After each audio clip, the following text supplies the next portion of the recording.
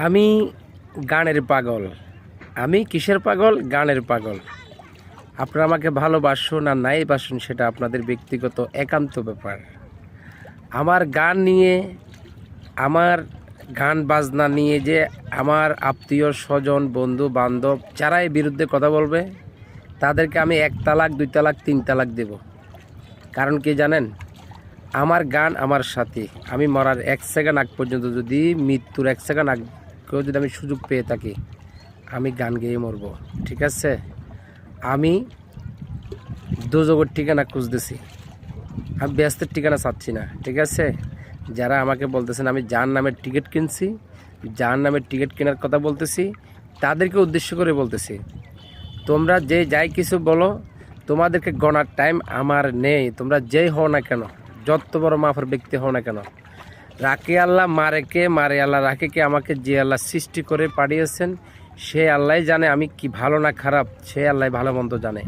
তো এই জন্য বললাম, আমার জন্য কি জাহান্নাম দরকার, না দোজক দরকার, না ব্যস্ত দরকার, সেটা একমাত্র আমি বুঝবো। আমার গান বাজনা নিয়ে যেই উল্টোপাল্টা বলবে সে আমার থেকে 3 তালাকে যাবে। 1 তালাক না 3 তালাকে যাবে। স্পষ্ট খাস বাংলা বলে দিলাম। সে হোক আমার রক্ত, সে হোক আমার ভাই বেড়াত আত্মীয় স্বজন পাড়া পড়োশি, সে যেই হোক, আমি কাউকে গণার আমার টাইম নেই। আমি যদি মারা যাই, মারা যাওয়ার আগ পর্যন্ত যতক্ষণ আমার নিঃশ্বাস থাকবে গান গেয়ে গেয়ে মরবো। হয় নবীর শানে, নয় অলির শানে, নয় আল্লাহর শানে, আমারটা আমি গেয়ে যাব। সেটা আমার ব্যক্তিগত ব্যাপার। এ নিয়ে কারো মাথা ঘামানোর কোনো প্রশ্নই আসে না। আর কারো কাছে কিছু চাওয়ার সময় আমার নেই। আমার নিজের পায়ে নিজে কষ্ট করে আমি পরিশ্রম দিয়ে আর্ন করতেছি, ইনকাম করে আমি জোড়াচ্ছি আমার জিনিস। কারোর কাছে আমি ছোট হবার সেই সুযোগ, সেই টাইম আমার নাই। আর কারো কোনো পরিচয় নিয়ে আমি চলি না, নিজের পরিচয় নিয়ে আমি চলি।